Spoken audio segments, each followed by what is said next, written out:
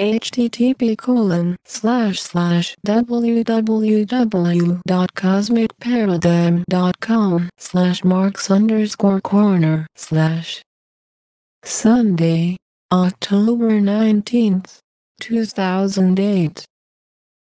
101908 Earth speaks. Share this. The following information was provided on 10/19/08. This is my 12th posting to Mark's Corner. I strongly suggest you read the earlier postings first, preferably in chronological order.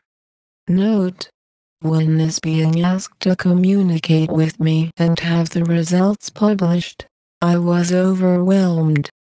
After transcribing the following, I have things in a new perspective. Let us welcome Earth, who has a communication for us. Walk with your bare feet in my grass. Wade in my streams, lakes, and oceans. Touch me as you walk along a forested trail or along the beach. Revel in my beauty as you witness a sunset or gaze upon a panorama. I am Earth. I give unselfishly to those who dwell with me. A few billion years ago, God created me. It was a cooperative effort to which my soul agreed. I became a beautiful and wondrous place filled with life. Your scientists are correct in that they see this taking place over a long period of time. It did indeed require a long time to develop my beauty. It wasn't as if I were a young child who grew into the beauty of fullness.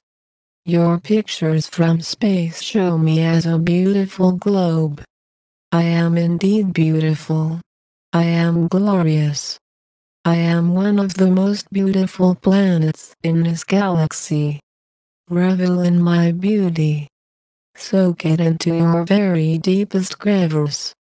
I define beauty for those who dwell upon me.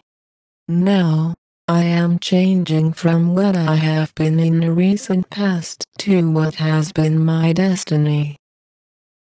Let me give you a brief vision of what I will be when I have returned to my beauty.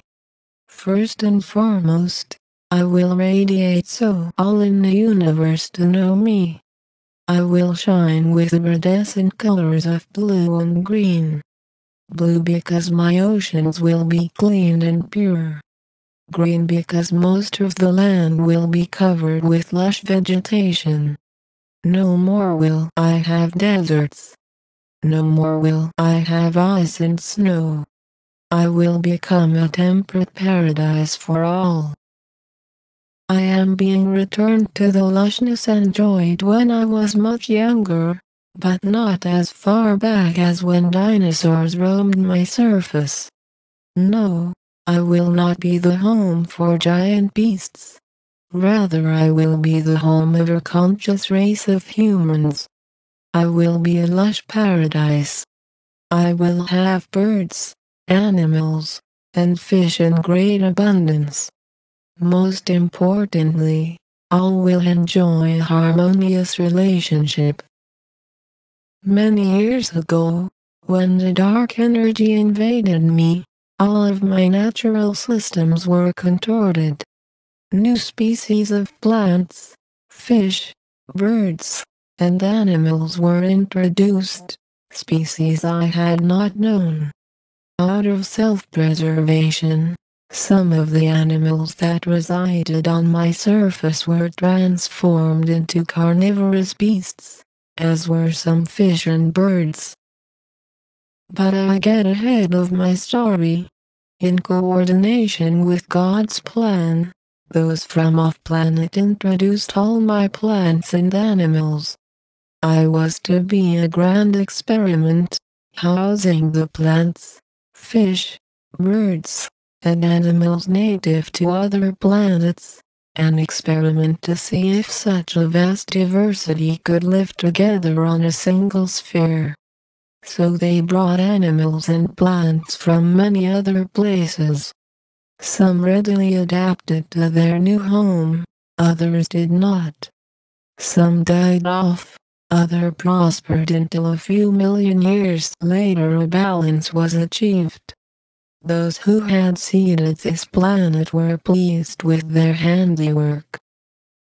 It was only after this great handiwork was completed that the first humans were introduced to me. Those from other planets brought 4 races here. When they came they were very conscious, aware of who they were and from whence they had come. They were able to communicate with me, with each other, and with my animals and my plants. Everything was provided for them. They lived off fruits and nuts, and other foods of my bounty. They did not fight among themselves. They cared for each other. In the beginning it was a veritable paradise for all who occupied my surface. In the beginning, there were none who lived beneath. In the beginning, I was a salubrious home to my new guests, for they saw themselves as guests on me. They honored all that they found here and did not destroy except to consume what they required. Imagine how that was. Imagine the beauty, the tranquility.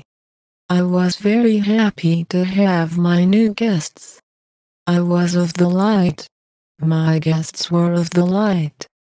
I felt that I had fulfilled all that God had created me for. I was a happy mother with many children, human, animal, and plant. As I looked upon it, it was blissful paradise. My oceans, lakes, and streams were pure and fresh. My air was clean and fresh. My land was without scars. The humans trod upon me softly. All was in harmony. The dark energy being was born of a desire to experiment by moving away from the light. This great energy entity was, and still is, very powerful and very vast. It moved into the sector of the galaxy with the intent of dominating it. I screamed out to God that I did not wish to be part of this.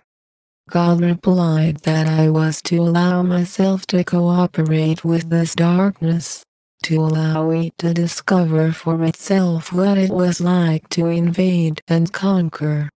I had been created with this role in mind.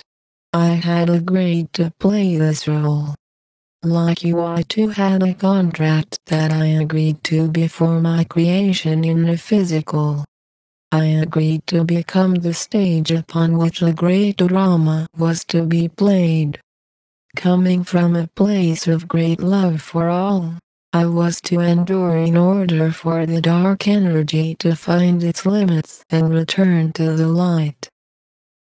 The dark energy slowed my rotation and shifted my pole so that now a part of me faced away from the sun, so that a portion of my atmosphere and water would become cold and dark.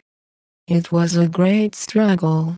I did not wish to face so much of my surface away from the sun for such a long time. In the end, the darkness prevailed and cold descended onto my surface.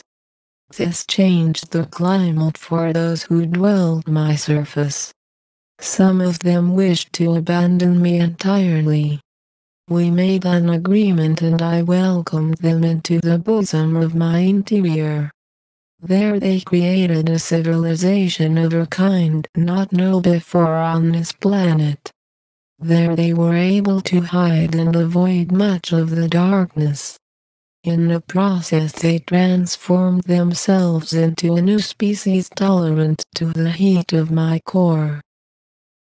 In addition to tilting my rotation, the darkness placed an artificial satellite in orbit around me.